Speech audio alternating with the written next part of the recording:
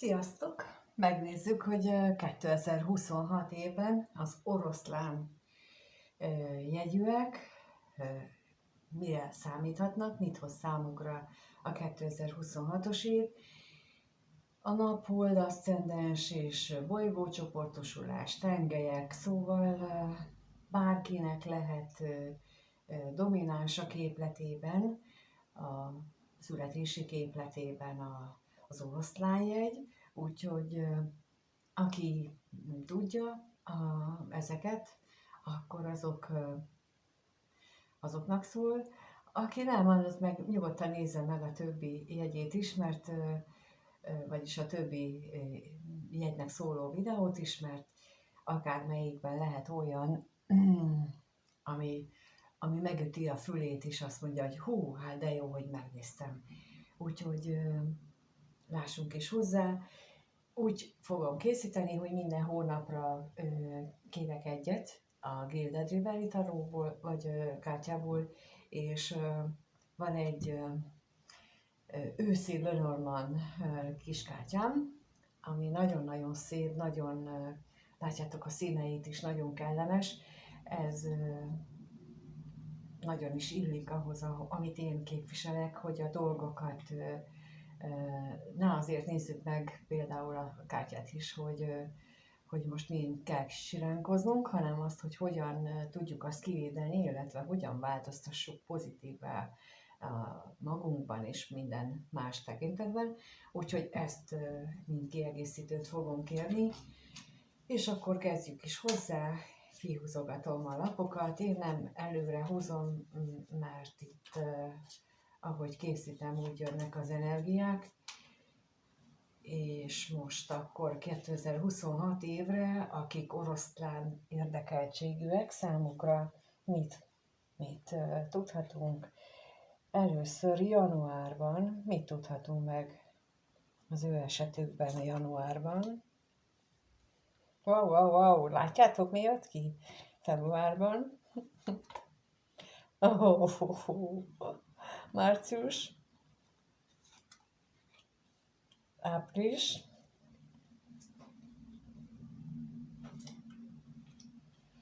május, június.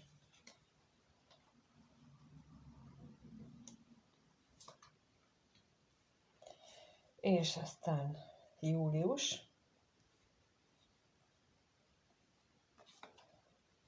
augusztus, szeptember, október, november és decemberre.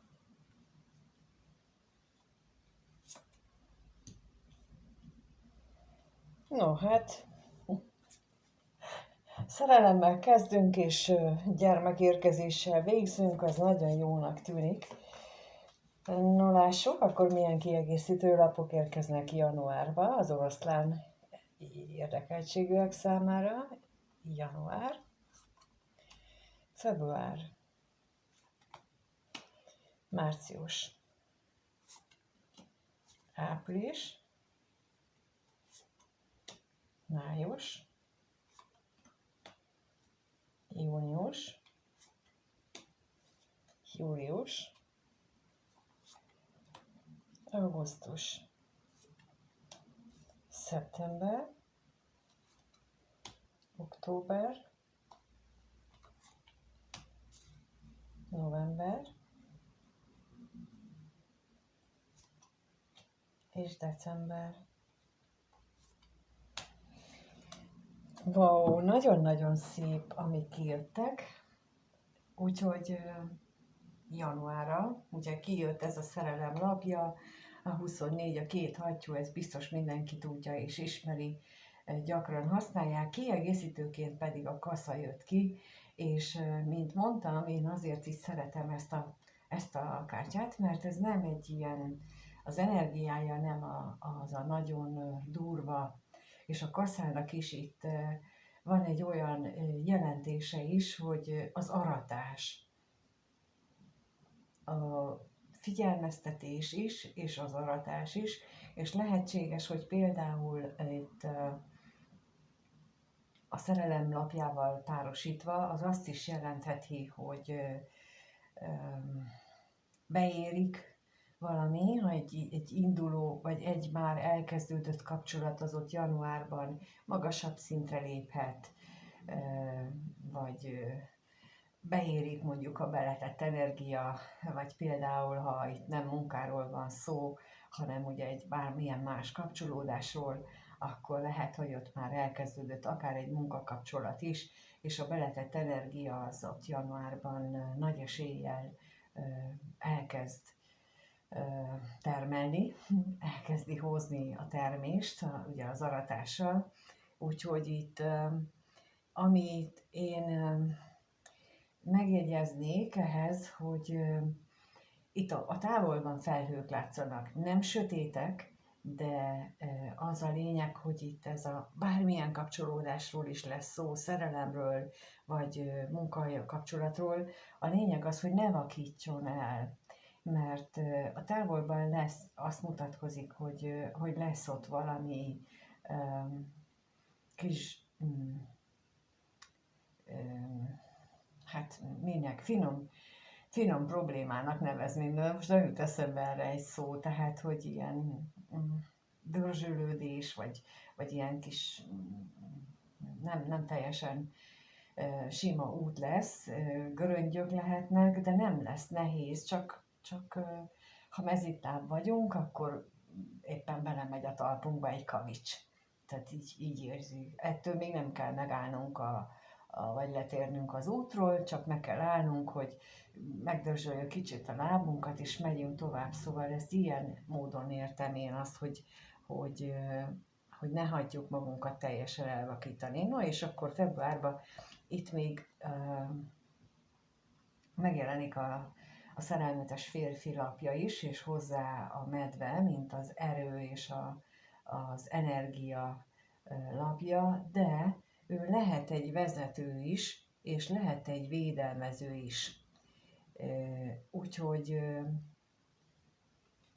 azért is mondtam itt a januárban, mivel láttam már itt a medvét, és ez is minden kettőre utalhat. Tehát utalhat arra is, hogy párkapcsolatban belép az életünkbe egy olyan férfi, aki hát mondjuk nem a legrosszabb kiadása, és a medvével meg azt is mutatja, hogy amellett, hogy nagyon kívánatos, amellett még nagyon védelmező is tud lenni, úgyhogy ez, és a munkaterületén lehet egy olyan vezető, aki megvédi az embereit, és ráadásul olyan módon tud irányítani, hogy abból valami nagyon jót, vagy belőlünk nagyon jót ki tud hozni.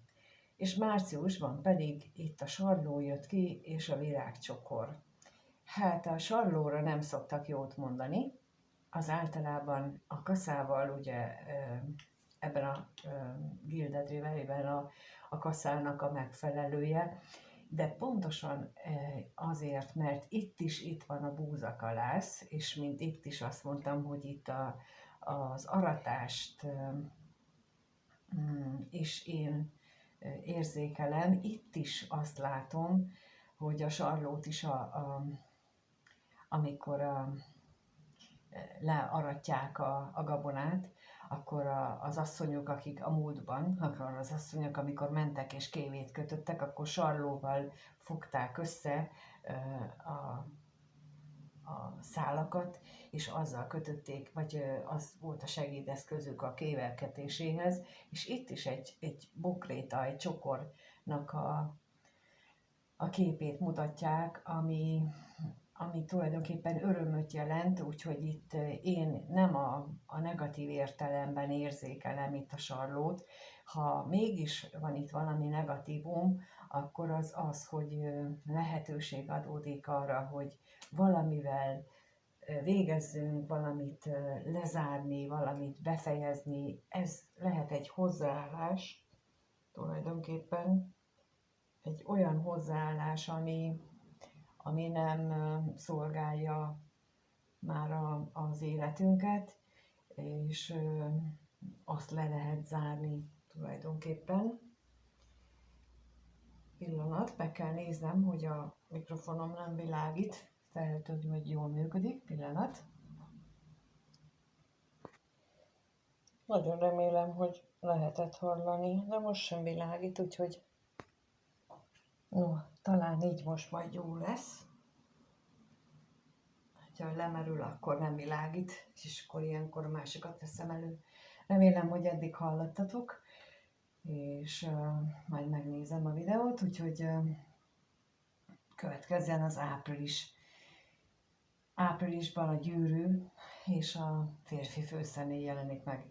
Én úgy érzékelem, hogy aki itt februárban megjelenik, azzal áprilisban lehetőség adódik, hogy elmélyíteni a kapcsolatot, mert itt még mint szerető férfi jön be az életünkbe, és áprilisban pedig ez már egy komoly társ képében mutatkozik. Úgyhogy ez egy nagyon jó irányt mutat a fejlődésben. Tehát azért mondtam, hogy itt az év elején ez a kasza, ez nem azt jelenti, hogy jön a szerelem, aztán el is vágja, éppen ellenkezőleg, hanem lehetőséget ad, hogy itt learassuk a gyümölcsöt, betakarítsuk a gyümölcsöt, és learassuk a termést, a gabonát. Itt áprilisban ennek el is érkezik az ideje, attól függetlenül, hogy mondjuk normál esetben nem ott szoktunk aratni. Úgy látom, hogy nem lesz azért zökkenőmentes ez az egész, mert nem szoktam megállítani videót, de most rám jött a fuldoklás és a kölgés, és megint meg kellett állítani, ugye a mikrofon se működött, és azért itt lesznek akadályozó tényezők rendesen, bennetek is, és kívülről is jönni fog, tehát olyan külső körülmények is történnek majd, amelyek azon lesznek, hogy itt megakadályozzanak dolgokat, és bennetek is lehetnek olyan ellenállások, amelyek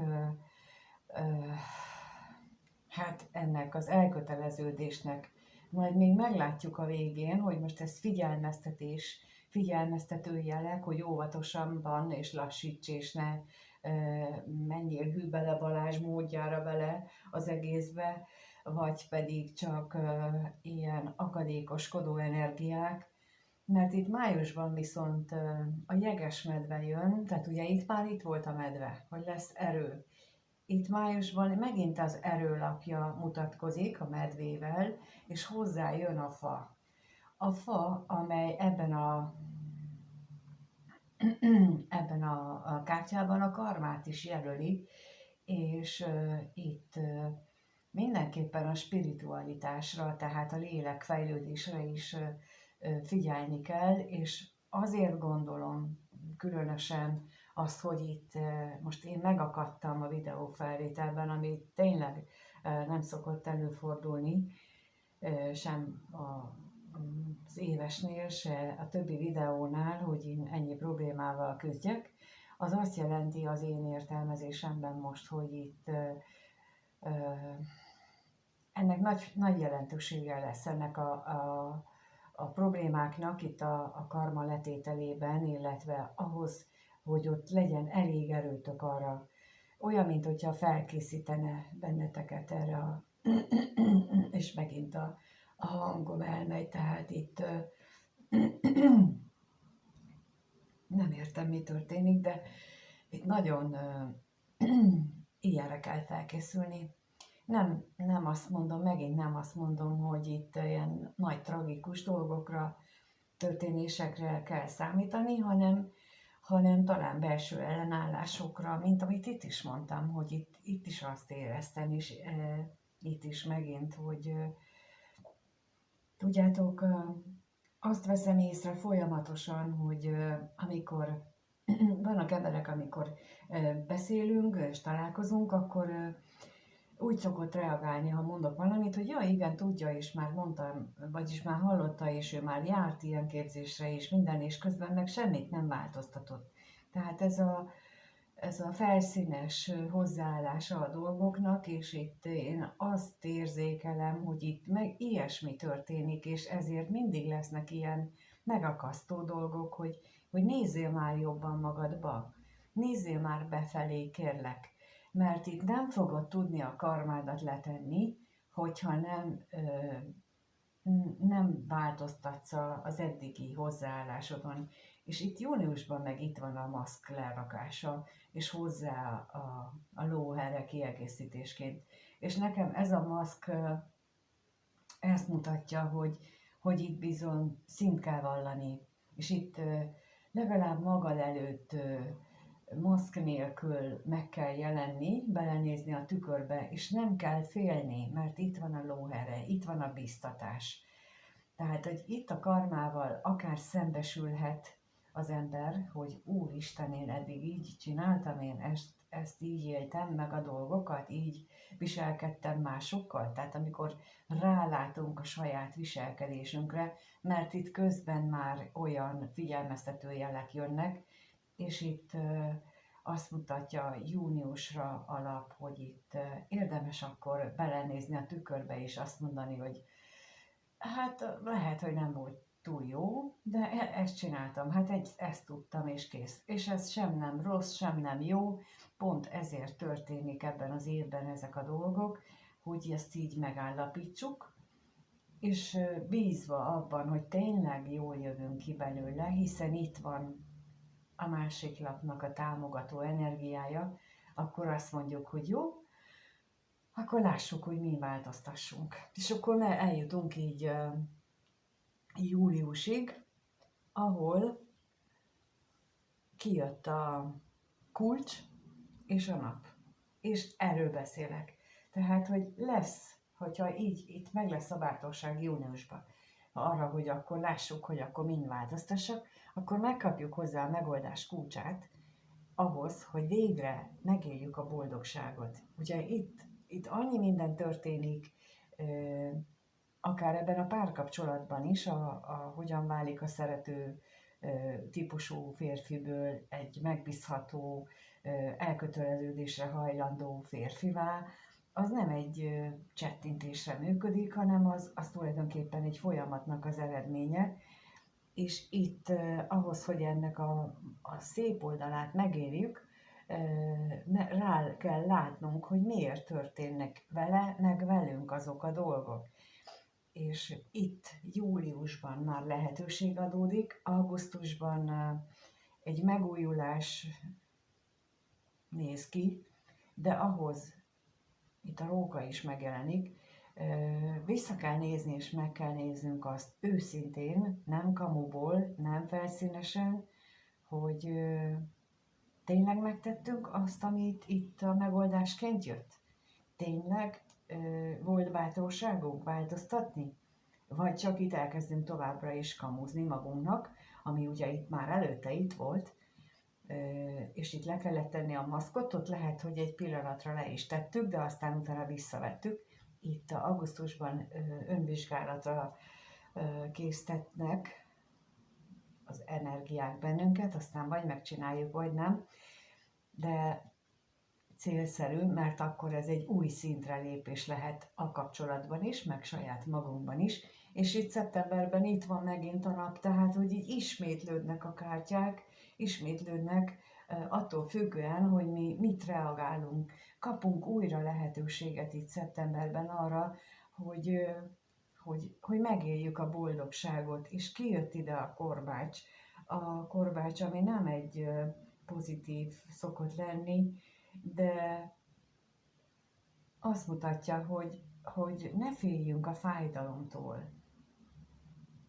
Mert a legtöbbször mi azért akadékoskodunk, mert hogy félünk a fájdalomtól, és itt azt mutatják, hogy ne féljünk a fájdalomtól, nincs miért.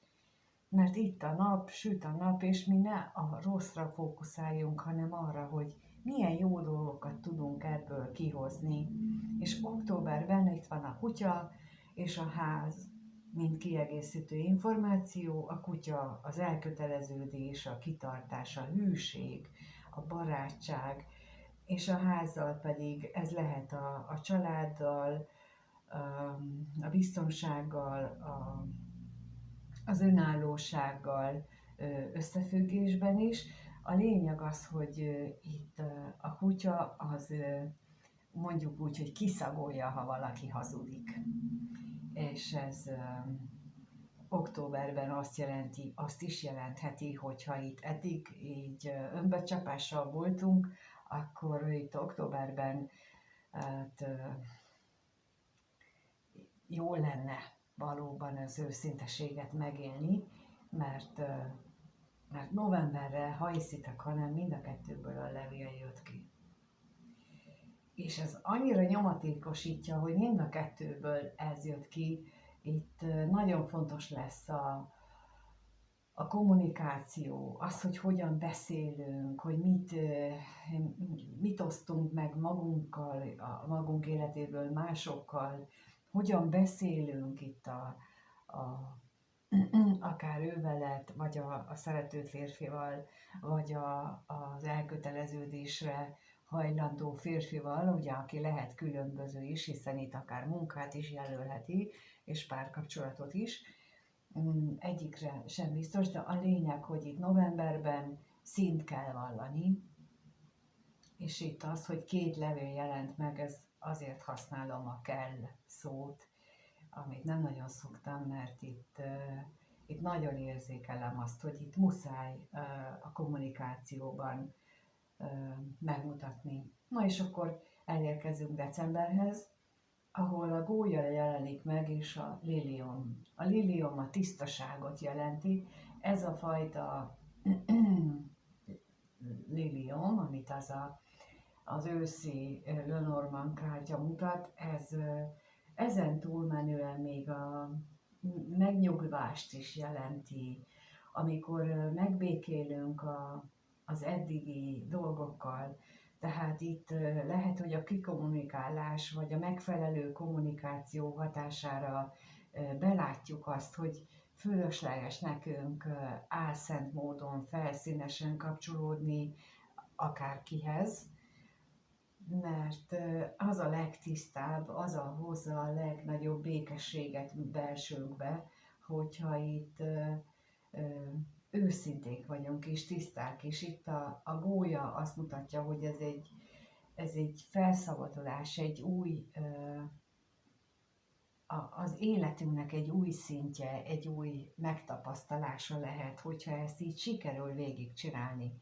És én kívánom, hogy sikerüljön, mert én igyekszem most elmondani azokat a rizikókat, azokat a nehézségeket, ami szembe jöhet, és azt is igyekszem hozzátenni, hogy hogyan lehet ezt megváltoztatni, és mindenkinek a kezében van a változtatás lehetősége. Nincs olyan, hogy rossz körülmények között élek, és nem változtathatok. Csak nincs hozzá meg a bátorságom, nincs hozzá meg a hitem. Én elég alacsony sorból érkeztem, és jutottam nagyon magasra, és most itt vagyok, és azt megosztom mindenkivel, amit én megtapasztaltam, hogy hogyan lehet eljutni a magas szintre, és hogyan lehet most a lelki értelemben is eljutni a magas szintekre.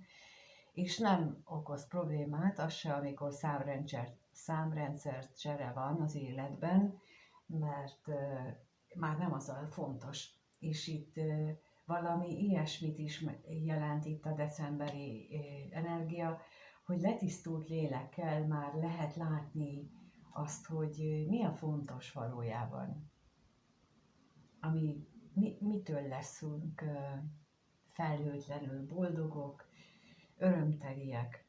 Úgyhogy köszönöm, hogy itt vagytok és megnézitek, és én kívánom, hogy bármennyit ebből, amit most elmondtam, meg tudjatok valósítani, mert akkor már nagyon-nagyon pozitív irányba tud megváltozni az életetek, mindenkié, és csak ezen múlik.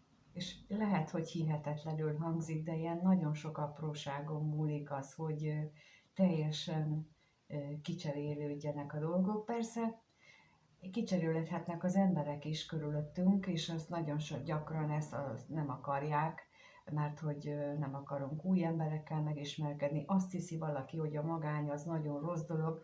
Nem, nem rossz. Akkor rossz, hogyha nagyon alacsony tudatszinten van valaki, és nem tudja elképzelni másképp az életet, de hogyha már magasabban van, akkor az kifejezetten élvezni is lehet. Mm, hogy hogyan van, hiszen ugye a nagy jógik is egyedül élik, elvonulásokra mennek, ilyen sok-sok napos elvonulásokra, amikor a világon senkivel se találkoznak. Szóval, hogy ez csak nézőpont kérdése, és itt minden azt mutatja ebben az egész évesben, hogy itt hatalmas nézőpont változásra nyílik lehetőség, sőt, bizonyos esetekben kényszerítő erővel jönnek az energiák, és én azt kívánom, hogy mindenki ugorja meg, mert nagyon szép eredményeket hoz. És látjátok, itt most már nincsen az, hogy a torkomba bármi lenne, pedig semmit nem csináltam közben. De itt ez a március, április, május, június az ott egy ilyen nagyon erőpróbáló időszak lesz, amikor sokszor lesz tesztelve az, hogy ti mit akartok. Sokszor lesz próbára téve, és kérlek, ha jól mennek a dolgok, akkor is nézzetek vissza, és nézzétek meg, hát ha lesz benne egy mondat, ami túllendít benneteket azon a pillanatnyi nehézségeken. Köszönöm, hogy itt vagytok, és megnézitek a videót, és a leírásban az egyéni konzultációs lehetőségnek biztosan megtaláljátok az elérhetőségemet. Hogyha bármiben segíthetek, akkor nagyon szívesen megteszem. Mindenkinek minden jót kívánok, erőt ehhez az egészhez, és sok-sok boldogságot a jövő évre. Sziasztok!